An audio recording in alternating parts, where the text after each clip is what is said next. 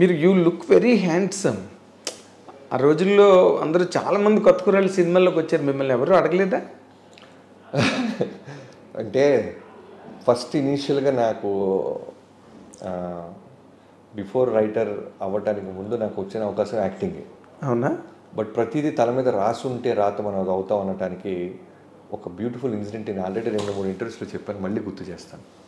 చిన్ని కృష్ణ గారి దగ్గర రోజు ఇబ్బంది పడుతూ నిలబడుతుంటే నేను ఆయన ఇబ్బంది పెడుతూ ఓ రోజు ఒకరిని పిలిచి వీడిని రాఘవేంద్ర గారి దగ్గర తీసుకెళ్ళి ఆ గంగోత్రిలో వేషం చెప్పండి వీడికి అన్నారు. ఎవరెవరు? చిన్ని కృష్ణ గారు. చిన్ని కృష్ణ గారు. ఓకే. గంగోత్రి సినిమా షూటింగ్కి వెళ్ళబోతుంది. ఓకే. ఇది తీసుకెళ్ళి రాఘవేంద్ర గారికి తీసుకెళ్ళండి. ఇప్పుడున్న సినిమాక్స్ అప్పుడు ఆర్కే ఒక స్టూడియో లోపల ఒక హట్ లాగా ఉండేది. ఆయనకు ఒక షెడ్ ఉండేది, ఏసీ గీసీ. ఇప్పుడు ఆటోలో వెళ్తున్నాం నేను ఇంకో ఫ్రెండ్ ఇద్దరు వచ్చాం అప్పుడు హైదరాబాద్కి. కిరణ్ గారని ఒక రైటర్ మా ఇద్దరిని తీసుకెళ్తున్నారు చిన్ని కృష్ణ గారికి దగ్గర ఉన్న ఒక రైటర్.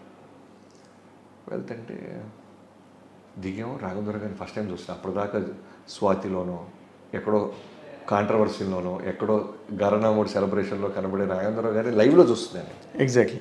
సో చూశాను, చిన్ని చెప్పాడు నీ గురించేనమ్మా అన్నాడు. ఇలా ఇలా చూశారు, ఎవరన్నా బెల్ కొట్టారు, వాడు వచ్చాడు. కొలతలు అవి తీసుకోండి, ఈ అబ్బాయికి వేషం ఇచ్చేసాను. చిన్ని చెప్పాడు కదా, 4 ఫ్రెండ్స్లో ఈ అబ్బాయికి 4 రోజుల్లో రాజమండ్రి వెళ్ళాలి అంటారు. అంత ఆనందమే నాకు. నిజమా? మన సినిమాలో కనబడబోతున్నామా? అల్లు అర్జున్ హీరో వస్తున్నాడంట, అల్లు అరవింద్ గారు అబ్బాయి అంటే అతను ఎలా ఉంటాడో మనకు తెలియదు. అమ్మ కూడా ఈ ప్రాసెస్లో చిరంజీవి గారిని చూసేస్తామా? మన షూటింగ్కి వస్తాడా, ఆడియో ఫంక్షన్ మనం కూడా యాక్టర్స్లో కూర్చొని ఉంటామా? ఎంత విజువల్స్ వెళ్తున్నాయి. ఇక అయిపోయింది. ఇప్పుడు అర్జెంట్కి వెళ్ళి ల్యాండ్లైన్ ఇచ్చి అమ్మ ఫోన్ చేయాలి, నీ కొడుకు నటుడయ్యాడు అని చెప్పాలి. మనం నటుడు అంటే ఏంటి, సపోర్టింగ్ వేషాలు, బ్యాక్గ్రౌండ్ ఆర్టిస్ట్ అనుకోం కదా. కదా మరి మనకు కూడా 2 పేజీలు డైలాగ్ ఇస్తారు, మనం కూడా తొడగొట్టి రే ఆగరా లేదో అరుస్తాం, లేదా లవ్ సీన్ వస్తుంది, లేదా మన మీద ఒక పాట ఉంటుంది. ఇన్ని ఉంటాయి కదా, ఇమ్మెచ్యూరిస్ట్ బ్యాచ్. అవును అవును. సో ఉంటే ఒక పావు గంటకి ఒక టైలర్ ఎవరు వచ్చి కొలతలు తెస్తున్నారు. ఈ కొలత అనేది నా జీవితాన్ని మార్చింది, కొలతలు మార్చింది, ఫ్యూచర్ కొలతలే. వాడు షోల్డర్ దగ్గర పెట్టాడు బాగానే ఉంది, ఇది పెట్టాడు బాగానే ఉంది, ఇది పెట్టాడు బాగానే ఉంది. ఇక్కడికి వచ్చి నిక్కర్ దగ్గర ఆగాడు. నేను ఇలా చూస్తూ ఎందుకన్నా నడువు అంటాడు, మళ్ళీ నిక్కర్ అంటాడు. రాసుకుంటున్నారు. సార్ ఏంటి సార్, నిక్కర్ సైజ్ అయ్యా అన్నారు. నిక్కర్ ఏంటి సార్ అంట.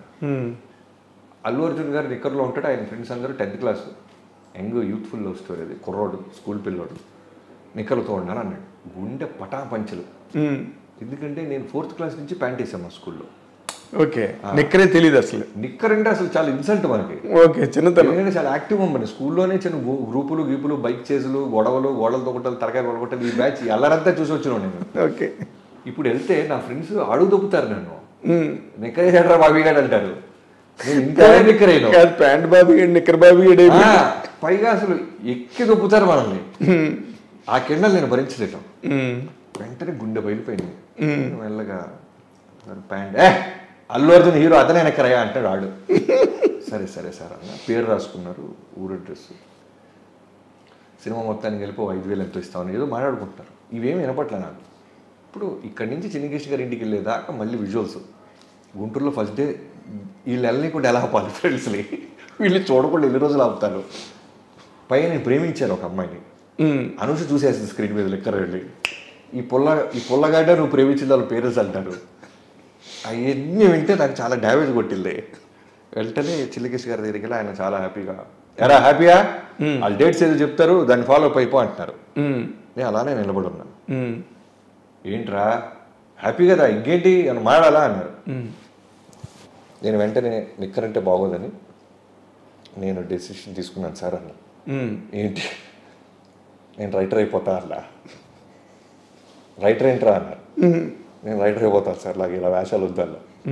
ఏం తమాషాగా ఉందా, నువ్వే కదరా ఏమవుతావు అంటే, నాకు ఏదైనా పర్వాలేదు ఇండస్ట్రీలో అంటే, నువ్వు యాక్టింగ్ నీ కళా పోషకులు, నీ కళాకారుడు వాళ్ళు లేదో పంపిస్తే ఇలాంటి వింటారు. ఇప్పుడు చెప్పేసి లేదు వాళ్ళు నిక్కర్ అంటారన్న. చాలా కోపం వచ్చింది. నిక్కర్ అయితే చేయవా అన్నారు. ఆ చేయని ఊర్లో గొడవ చేస్తారు సార్, ఫ్యాన్స్ ఊరుకోరన్నట్టు బిల్డప్ ఇస్తున్నాం.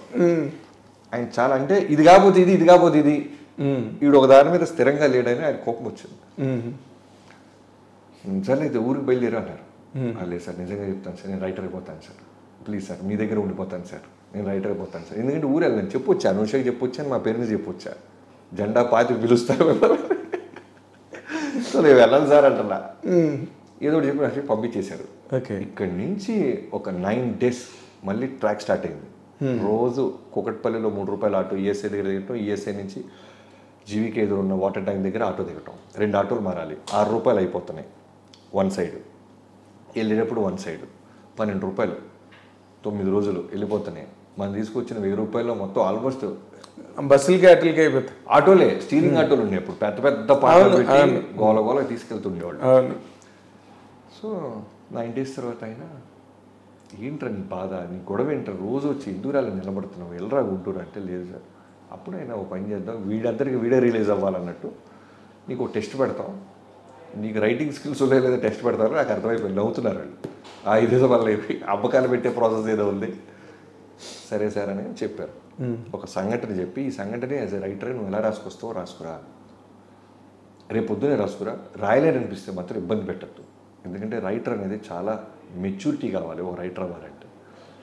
రైటర్ అంటే ఏమనుకున్నావురా అంటే మనకి పైగా తెలుగు సినిమాలు తప్ప తమిళ్లో విజయకాంత్ గారు సినిమాలు, ఎవరు కెప్టెన్ ప్రభాకర్ తెలుసు నాకు, విజయ్ గారి సినిమాలు తెలుసు. అదే కెప్టెన్ ప్రభాకర్ అప్పుడు బాగా ఆడింది కదా. ఇలాంటి VHSలు వస్తే తెలుసు మనకి తప్ప థియేటర్కి వెళ్ళి తమిళ సినిమాలు చూసి ఎవరు చూస్తాడు. అంత డబ్బులు కూడా, అంటే మనం తెలుగు సినిమాలకి వెళ్తాం, చూడటం, ఇంటికి వెళ్తాం. వాల్కాన్ అనే ఇంగ్లీష్ సినిమా వస్తే తెలుసు మనకి. టైటానిక్ వచ్చిందంటే అదేదో బాగుందంటే పడవ ఊరిపోతా, ఆ జీప్ సీన్ ఏదో ఉందంటే చూడటం.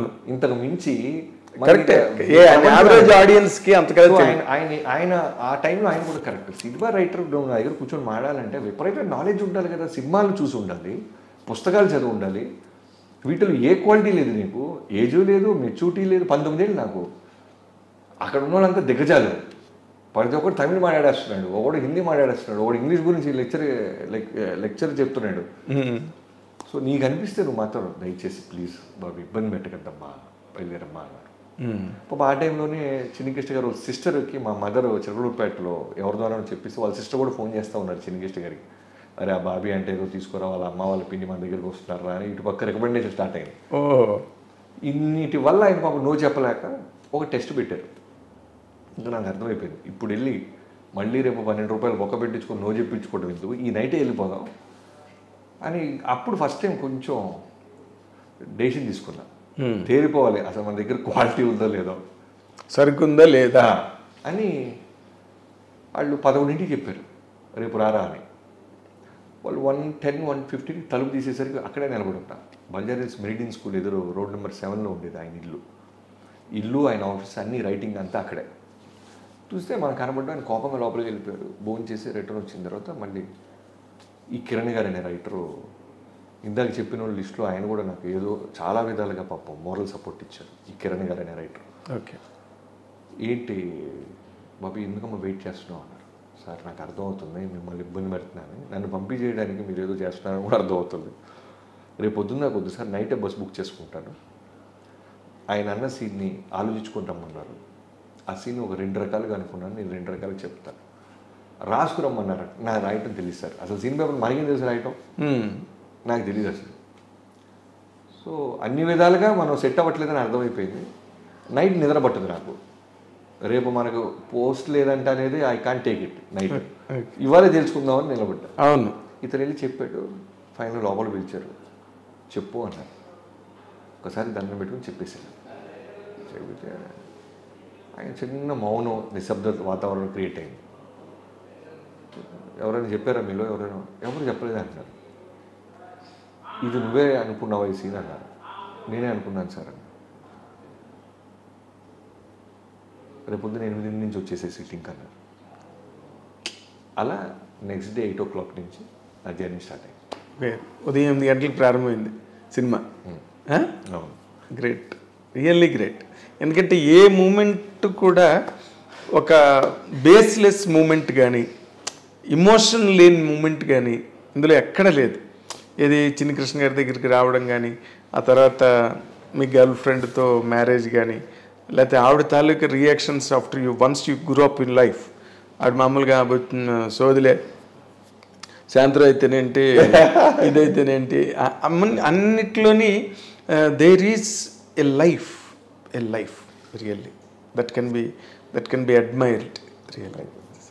సో నైస్ బాబీ గారు మా ఐ డ్రీమ్ ఛానల్కి ఎంట్రీ ఇచ్చి పైగా ఇంత వివిడ్గా ఇంత ఎక్స్టెన్సివ్గా మీ అనుభవాలు దాచుకున్నవి మర్చిపోనివి అన్నీ చెప్పారు మాకు మా దాంట్లో. And tomorrow our viewers really will enjoy to the level of a sky 100%. అంచేత మీరు ఇప్పుడు బాలకృష్ణ గారితో చేసిన 109 ఎన్బీకే 109 కూడా చాలా పెద్ద హిట్ అవ్వాలని, మీకు బాలకృష్ణ గారి చాప్టర్లో మీకు కూడా అంత పెద్ద హిట్ వాల్టర్ వీరయ్య లాగా లేదా చిరంజీవి గారు మీకు ఫోన్ చేసి చెప్పినట్టుగా అవన్నీ మీ జీవితంలో జరగాలి. అయితే మీకు ఇంకొకటి ఏంటంటే పవన్ కళ్యాణ్ గారితో కూడా మీరు ఒక హిట్ ఇచ్చేయాలని అభిమానులు అందరూ కోరుకుంటున్నారు. తప్పకుండా. అది ఎప్పుడో ఏంటో ఎక్కడ పోగొట్టుకుంది అక్కడే వెతుక్కోవాలన్నట్టు ఈసారి నా కత్తోనే వస్తాను, గట్టిగా కొడతాను సార్. అదే మరి గట్టిగా. Very nice. అదొక్కటి మీకు బాకీ ఉంది. అవును సార్. ఆ బాకీ ఒకటి మీరు క్లియర్ చేసుకోండి. వడ్డీతో సహా వడ్డీతో సహా కడతా. చక్రవడ్డీ భూచక్రవడ్డీ అన్ని కలిపి. Very nice. పవన్ కళ్యాణ్ అభిమానులు కూడా దాని గురించి వెయిట్ చేస్తున్నారు. Really 1 or 2 3 4 5 people spoke to me also ఏదో ఒక సందర్భంలో. నన్ను అడుగుతుంటారు సార్. అవునా? యా. Very nice.